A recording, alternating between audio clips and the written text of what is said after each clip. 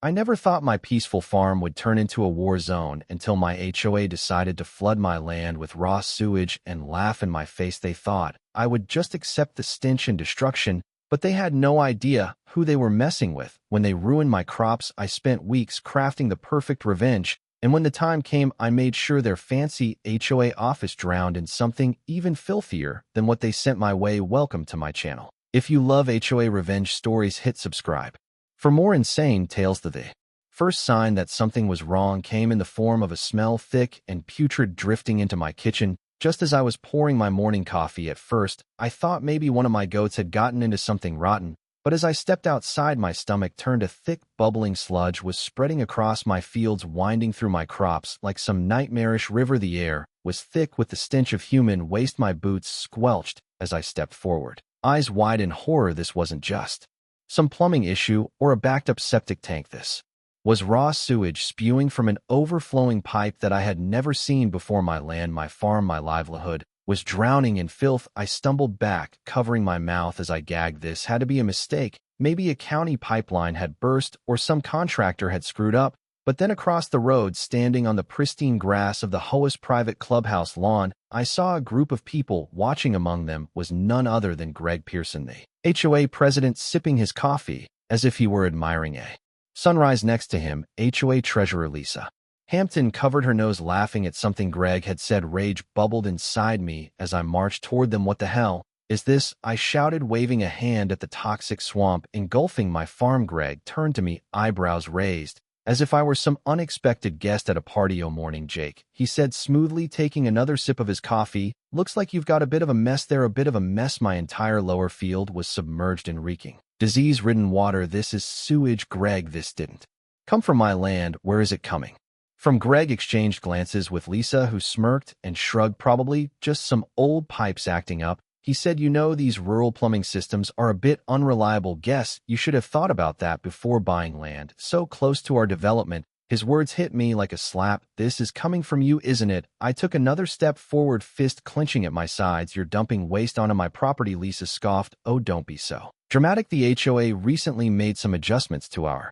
drainage system. It's possible that some runoff is making its way over here." "Runoff?" I barked out, a bitter laugh. "This isn't runoff. This is human waste flooding my crops, my home, my goddamn livelihood." Greg feigned a sympathetic sigh. "Well, that does sound inconvenient," he said, voice dripping with condescension. "But technically your land is at the lowest point in the area gravity. You know, maybe you should look into improving your drainage." I stared at him, chest heaving, fists aching from how tightly I was clenching them. They had done this on purpose. There was no mistake, no accident. The HOA had deliberately diverted their waste system straight onto my land. "But why?" Greg clapped me on the shoulder before I could say anything. "Look, no hard feelings, buddy. I'm sure you'll figure something out. Maybe even consider selling this place while you still can." I yanked my shoulder away from his touch, feeling the heat of rage rise in my chest. "You think this is funny?" My voice shook. "This is my home, Greg." Lisa rolled her eyes. "It's just land, Jake. Maybe it's time to move on. We've got a lot of new folks interested in joining the community, and honestly, this whole farm aesthetic isn't really what we're going for." That's when it clicked. This wasn't just cruelty for cruelty's sake. This was a calculated move to force me out. The HOA had been trying to buy my land for years, always making offers, always pushing to expand their cookie-cutter development onto my property. I had refused every single time, and now they were done playing nice. Greg must have seen the realization dawn on my face because his smirk widened. "Anyway," he said, "you should probably get started on cleanup. That sewage isn't going to move itself." He turned and walked back toward the clubhouse, Lisa trailing after him with a chuckle. I stood there trembling with rage, watching as they disappeared into their pristine, perfectly manicured neighborhood, while my land drowned in filth. For a moment, I was paralyzed, unsure of what to do. Then the fight kicked and I spun on my heel and stormed back to my house, pulling out my phone. As I went, first I called the county health department. After being transferred 3 times, I finally got someone who sounded mildly concerned. "We can have an inspector out by Friday," she said. "Until then, I'd recommend avoiding contact with the contaminated areas." "Avoid contact?" I barked. "Lady, this is my home, my farm. I can't just avoid contact." "I understand your frustration, sir, but these things take time. If we determine there's a violation, we can issue a notice to the responsible parties." I nearly laughed. By Friday, my land would be unsalvageable. I needed immediate action, but the system wasn't built for Immediate action, it was built for delays. Bureaucracy and loopholes that let people like Greg Pearson get away with poisoning a man's home. When I hung up, my hands were shaking. I ran them through my hair, breathing deeply, trying to think if the county wouldn't help, maybe I could take legal action. I called my lawyer Brent, who had helped me with property disputes before. He listened carefully as I laid out everything that had happened. This is bad, he admitted, but without immediate evidence that the HOA is responsible, it's going to be tough. You need documentation, photos, videos.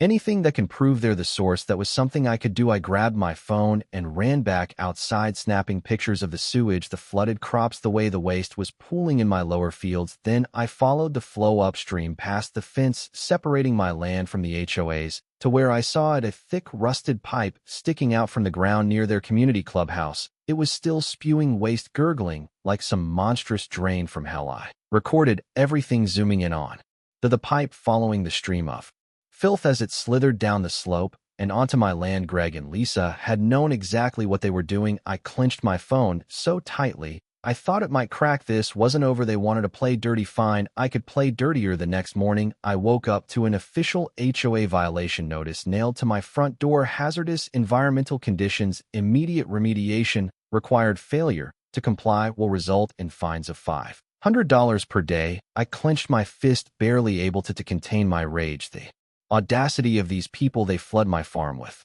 their waste, and now they're finding me for it. I yanked the notice off the door and stormed toward my truck, my boots squelching in the filth that had seeped into the ground. Overnight, the lower fields were ruined. The once vibrant green of my crops had turned into a putrid brown, coated in a layer of sludge that stank worse than a backed-up sewer. My animals wouldn't go near it, and I couldn't blame them. My dog Buck whimpered as he sniffed the air, then backed away, tail between his legs. This was an attack, and Greg Pearson, that smug HOA president, thought he could win by suffocating me in legal red tape. He had no idea who he was dealing with. I spent the next few hours making calls, trying to get anyone to listen. The county health department had already told me they wouldn't send an inspector until Friday, and even then, all they could do was issue a citation if they found violations. The state environmental office gave me the same response: we'll need to conduct an investigation, and that process typically takes several weeks. My farm would be dead by then, my crops, my soil, everything I'd built ruined. When I asked about emergency action, the woman on the phone sighed.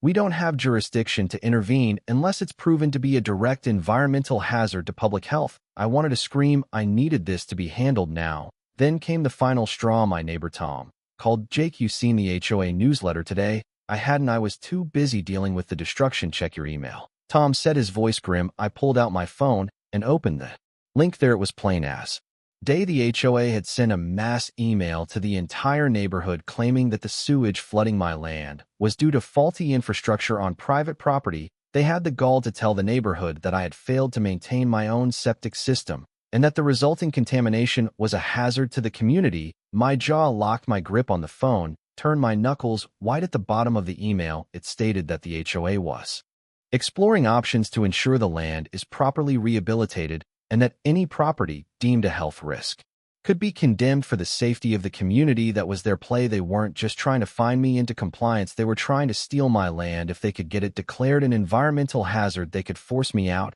And once I was gone, the same land that was too dangerous to live on would suddenly become the site of their next expansion project. I had no doubt in my mind this was all planned. Greg Pearson had been trying to buy my property for years. I had refused every single offer, and now, since I wouldn't sell, he was using the full force of the HOA to drive me off. I had to act fast. I needed proof, real proof, that this wasn't coming from my land. The video of the sewage spewing from the pipe was good, but I needed undeniable evidence that the HOA was behind it. I needed to find out exactly where that pipe LED. That meant getting my hands dirty. I grabbed a pair of waders from my shed, strapped a waterproof flashlight to my head, and followed the flow of sewage back toward the source. The stench was unbearable, but I gritted my teeth and trudged forward. The pipe jutted out from a slope just past the HOA's community clubhouse. It was old, rusted, and had no business being there. It hadn't been part of any drainage system when I bought my land, which meant it had been installed recently. I climbed up the embankment following the exposed portion of the pipe until I reached a hatch covered by an HOA-branded access panel. Bingo. I pulled out my phone and recorded everything, close-ups of the pipe, the flow of sewage, the HOA access panel with their name stamped right on it. Then I pried open the hatch inside. Was a shut-off valve still slick with fresh grease and a handwritten work order from the HOA maintenance team.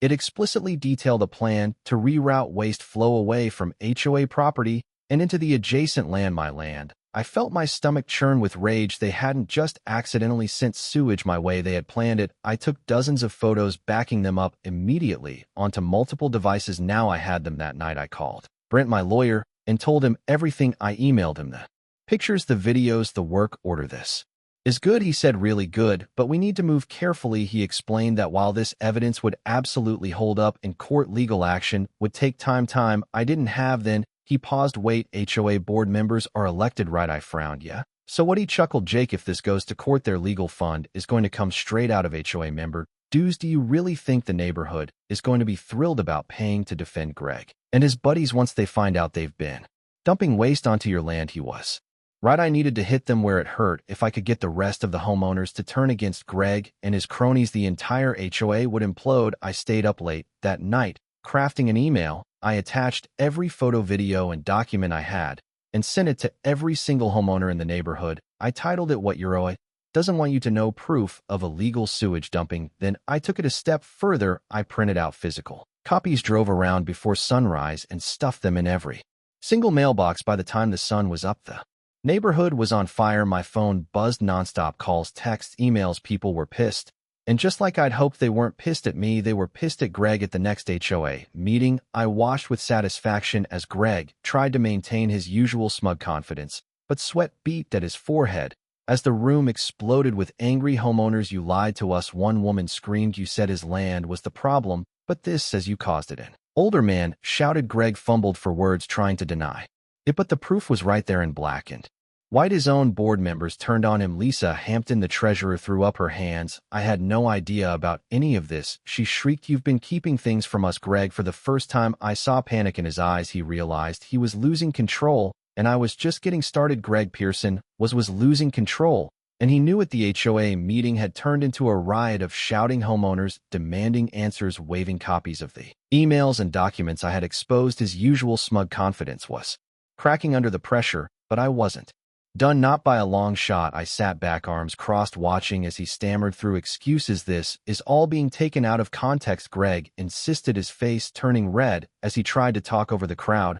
We were simply addressing a long-standing issue with neighborhood Dre AG by flooding his land with sewage. A woman shouted. You told us it was his fault. You said his septic system failed, but your own documents prove you diverted waste deliberately. The murmurs of agreement grew louder. Greg looked toward Lisa Hampton, the HOA treasurer, for backup, but she was already backing away from him, shaking her head. I didn't approve any of this, Greg, she said, her voice shaky. You lied to me too. I smirked. The cracks were forming, but I needed the board to do something stupid, something that would doom them completely. So I stood up. Greg, I said, my voice calm, but carrying through the packed room, if this was just a simple drainage fix, why didn't you get the proper permits? He stiffened. We followed all legal requirements. Really? I cut them off, pulling out a thick folder and slapping it onto the table, because I checked with the county records office, I checked with the state environmental board, and guess what? No permits were filed, not a single one. The crowd gasped. Greg's face drained of color. You illegally modified a wastewater drainage system. I continued, stepping closer. You bypassed regulations, dumped waste onto private property,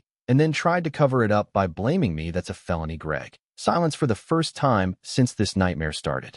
He looked afraid. His eyes darted toward the board members, but they were already shifting uncomfort in their seats, realizing how deep they were in. I wasn't done. See, the thing about environmental violations, I said, is that the EPA doesn't care about HOA politics. They don't care about neighborhood rules. They care about federal law. And what you did, Greg, that's a direct violation of the Clean Water Act. The murmur in the crowd turned into full-blown panic. A man near the front, who I recognized as a retired lawyer, stood up. If this is true, the entire HOA could be financially liable.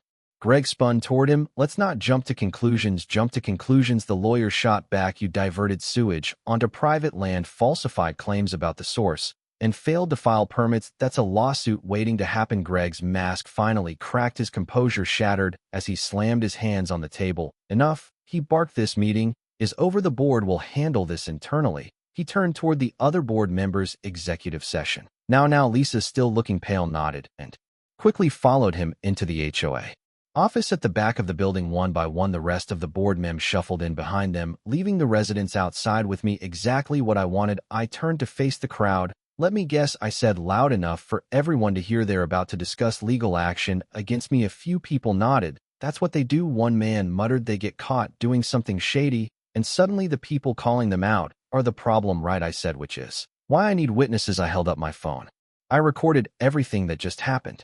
Every word. Greg said, "If they come after me legally, we hit them with the truth." A few people exchanged glances, but then one by one they pulled out their phones. "I recorded it too," a woman said. "Me too," another added. "Perfect. I had just neutralized Greg's first move before he could even make it. If the HOA tried to silence me, they'd have to deal with half the neighborhood in court now. It was time to make them really panic." I pulled out a second stack of papers. "This," I said, holding them up, "is a formal complaint I filed with the EPA, the County Health Department, and the State Environmental Board." More gasps. "Oh, and one more thing," I added, flipping to the last page. "Greg might not have filed for permits, but I checked county records for his property." I smirked, letting the tension build. "Turns out his own septic system has been out of compliance for 2 years." The room exploded. "Are you kidding me?" someone shouted. "He flooded a farm with sewage, but didn't fix his own system." Greg in the board must have heard the shouting, because a moment later the HOA office door slammed open. Greg marched out livid. "This is not up for debate," he yelled. "This meeting is over." But I wasn't done yet. "Actually, Greg," I said, smiling, "there's one last thing we need to discuss." He clenched his jaw. "What now?" I turned toward the crowd. "The HOA illegally not take action on major issues without a community vote in law. I checked. Most of you didn't even know this was happening until today." A murmur of agreement spread through the residents. I had them. Greg's grip on the HOA was slipping. "So let's vote," I said, stepping forward. "Right now, we're not voting on this," Greg snapped. "Oh, I think we are." I shot back. I turned toward Lisa, the treasurer. "Lisa, how much money is left in the HOA reserve fund?" She hesitated. "It's around $80,000. Another murmur spread through the room. "That's not much," someone muttered. "And how much will legal fees cost once the EPA investigates?" I asked. Lisa's face drained of color. She knew the truth. They were screwed. If the HOA got dragged into a lawsuit, the entire reserve would be wiped out. And guess what that money came from? HOA fees. Greg was sweating now. He knew that if I forced a vote, he was finished, so I made it easy for him. "Step down," I said, "or watch the entire HOA collapse under your leadership." The crowd erupted in agreement. Greg's eyes darted around the room, desperate, looking for any way out. But there wasn't one. He was done. Lisa was already backing away from him. Greg swallowed. "Fine." He took a breath. I resigned. The room exploded with cheers. The HOA was officially leaderless, and I had won. But I wasn't done yet. Greg might have stepped down, but I still had a lesson to teach, one that involved manure, revenge, and a whole lot of humiliation. Greg Pearson may have resigned, but I wasn't satisfied with just watching him slink away with his tail between his legs. He had flooded my farm with sewage, tried to frame me for environmental violations, and attempted to steal my land under the guise of community improvement. A simple resignation wasn't enough. He needed to suffer the same way he had made me suffer, the same way he had laughed while my crops drowned in filth. The problem was the HOA wasn't officially dead. Not yet. The board had been shaken, but the remaining members were still scrambling to figure out how to clean up Greg's mess without getting sued. And that's where I had an advantage. I knew they were desperate. They weren't worried about their integrity. They were worried about liability. My evidence was strong, but they knew legal battles took time, and most of them still believed they could survive this if they played smart. What they didn't realize was I was already 10 steps ahead. I spent the next 2 days working on my plan, making sure every detail was perfect. It started with a few key phone calls. The first was to my cousin Mike, who owned a cattle farm 2 counties. "Over how much manure you got sitting around?" I asked. Mike laughed. "How much you need? Enough to drown a building." Mike whistled. "That's a hell of a request, Jake. Who pissed you off? An entire HOA." There was a pause, then a chuckle. "Say no more. I got a fresh batch, just waiting for a home." We made arrangements for a late night delivery, something special for the HOA boards. Next big meeting. The second call was to Stanley, a local plumber who had a bone to pick with Greg after the HOA fined him for leaving his work van parked in his own driveway. "I got a job for you," I said. "You like a little revenge?" "I'm listening," Stanley said, intrigued. I told him exactly what I needed, something simple, yet devastating, a little plumbing magic, to make sure the HOA office was ready for what was coming. Stanley was more than happy to help. Now the real trick was timing. I needed the HOA board inside the office when it happened, and Thanks to some careful eavesdropping, I found out their emergency meeting was scheduled for Thursday night. Perfect, the fools were going to walk right into their own funeral. I spent the next day laying the groundwork, making sure every piece was in place. Stanley worked his magic in the dead of night, tampering with the office's pipes, while my cousin Mike delivered his special package under the cover of darkness, 20 tons of fresh steaming manure. By the time Thursday night arrived, I was practically buzzing with excitement. At 6:55 p.m. the board members arrived one by one, Lisa Hampton looking stressed and exhausted, some of the others who had turned against Greg still clinging to the hope that the HOA could be saved. Fools, they walked in completely unaware of what was about to happen. I was parked a block away watching through a security camera I had planted earlier, a perfect view of the HOA office. At 7:03 p.m. Greg Pearson arrived. I grinned. The rat had come back to the sinking ship. He wasn't supposed to be there, but I had a feeling his arrogance wouldn't let him stay away. He still thought he could control the board, steer them towards saving their own skins. At 7:07 p.m. Stanley's handiwork kicked in. It started with a low gurgling sound from the pipes, a subtle warning that something was terribly wrong. The board members inside paused, exchanging nervous glances. Then the first wave hit. Black sludge erupted from the sinks, spraying across the walls, the floor. There expensive boardroom table screams filled the room as Greg and the others scrambled back, trying to escape the sudden explosion of pressurized waste. But the real show was just beginning. At 7:10 p.m., 20 tons of cow manure came crashing through the front door, the windows, the vents. Stanley had rigged the plumbing so that every drain, every pipe, every opening in that office became a portal to hell. It didn't just flood the office, it trapped them inside. The doors, now sealed by the sheer weight of filth,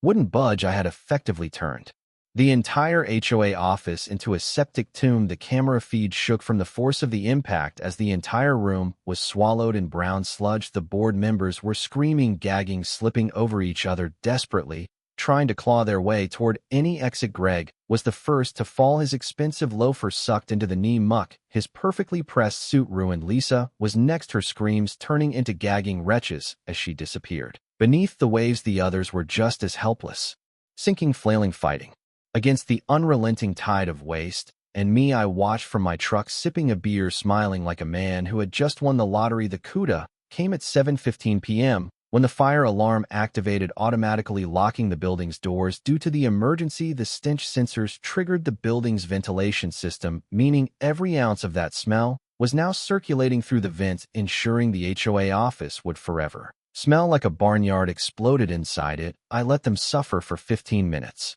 before calling the fire department. When they arrived, they had to break down the door, and the wave of manure that spilled out onto the street was glorious. The news spread like wildfire. The local paper ran the headline, HOA board drowns in scandal. Literally, social media exploded. Videos of Greg Pearson crawling out of a pile of manure, gagging and retching, covered from head to toe, went viral. Neighbors cheered, people celebrated in the streets. The EPA showed up the next day, and guess what? They fined the HOA for illegal dumping. That fine, $250,000. Greg vanished from public life. Lisa resigned immediately. The remaining board members fled like rats, leaving the HOA leaderless. The final vote was cast a week later. The HOA was at Eoli, dissolved, every last remnant of it washed away in the flood of its own corruption. As for me, I kept my farm, and my land remained untouched. I sat on my porch that evening, looking out at my now sewage-free fields, and cracked open a beer. Revenge. It had never smelled so sweet. The HOA was dead, its office reduced to a monument of filth, its board members scattered like rats fleeing a sinking ship. But I wasn't done. Greg Pearson had tried to destroy my life, and just because he had been humiliated didn't mean justice had truly been served. I didn't want him to just resign. I wanted to make sure he never recovered. I wanted him to feel the same sense of helplessness I had felt when I watched my farm being swallowed by sewage. And more than that, I wanted to make sure that no HOA in this town would ever dare pull a stunt like this again. So while Greg and the rest of the board were still scrubbing manure out of their skin, I made my next move. I had already filed complaints with every regulatory agency I could think of, the EPA, the county health department, the state environmental board. But those things took time. I needed immediate consequences, so I dug deeper. I went back through the HOA's financial records, documents I had gained access to while preparing my case, and started connecting the dots. The board had been funneling money through bogus maintenance projects, but most of that money hadn't been used For actual improvements, no, it had been redirected into a separate account, an account tied directly to Greg Pearson's name. Greg had been embezzling HOA funds. It wasn't just negligence, it wasn't just corruption, it was fraud, and it was enough to put him in prison. I compiled everything: bank transfers, false invoices, HOA fees that had been misallocated into Greg's personal account, and I sent it to 3 different sources. At the same time, my lawyer, the state's attorney general's office, and just for fun, every major news station in the area. The news hit like a bomb. Within 24 hours, Greg was trending locally, his face plastered across headlines. HOA president under investigation for fraud, stole thousands from homeowners. The best part, people he had stolen from started coming forward. Lisa Hampton, his former treasurer, flipped immediately. She claimed she had no idea what Greg had been doing, but she provided emails, texts, and documents proving that he had been doctoring records and hiding transactions. Greg tried to deny everything. Of course, he went on the local news looking even more miserable than when he had been covered in manure, trying to spin some ridiculous excuse about clerical errors and misunderstandings. No one bought it. The county launched a full audit, and within a week, Greg's accounts were frozen. Then the police got involved. I was sitting on my porch when I got the best text message of my life. It was from my neighbor Tom. Turn on channel 7. You're going to love this. I grabbed my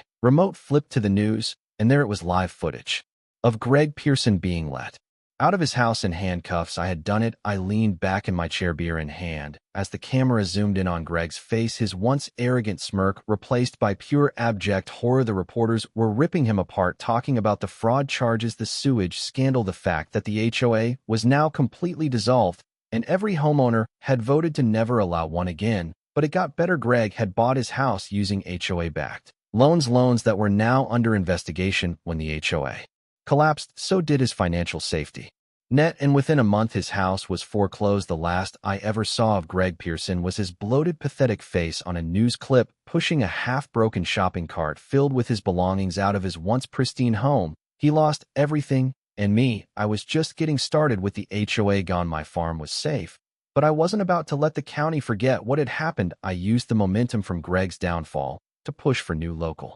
legislation, rules that would make it damn near impossible for any HOA to form without full transparency, full audits, and severe penalties for misconduct. The town passed it unanimously. No more corrupt HOAs, no more power-hungry board members using fine print to steal land from hardworking people. That was my legacy. 6 months later, I stood on my porch watching my crops grow strong again, no longer poisoned by Greg Pearson's filth. The air was fresh, the land was clean, and the HOA office still condemned. It turned out that when you fill a building with manure, it's really hard to get the smell out. The health department refused to let anyone use it again, and eventually the town just tore it down. Now it's a parking lot, and every time I drive past it, I roll my window down, breathe in the fresh, clean air, and smile, because some messes never get washed away, and some victories, they last forever. Fire. Never underestimate a quiet farmer. People who work the land know patience, resilience, and how to deal with a mess, and they're not the type to back down when you threaten what they love.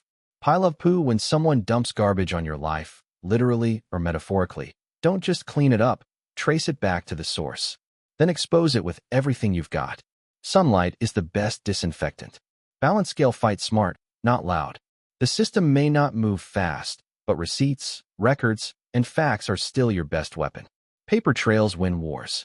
Direct hit. If they think they can bully you into silence, let your comeback be louder than their corruption. And by louder, we mean smarter, funnier, and far more devastating. Loudspeaker. Don't just defend your own ground. Burn down the playbook that lets bullies keep winning. Push for change so no one else has to fight the same battle again. Sheaf of rice. Revenge isn't about destruction, it's about restoration. Rebuilding what they tried to ruin and making damn sure they can never do it again. YW checkmark. If this story fired you up, do something with that feeling. Share it. Talk about it. Challenge injustice. Because the people who think they're above consequences count on your silence. And sometimes the best fertilizer for a better future is the mess they thought would destroy you. Seedling. Would you like a Vietnamese version of this too?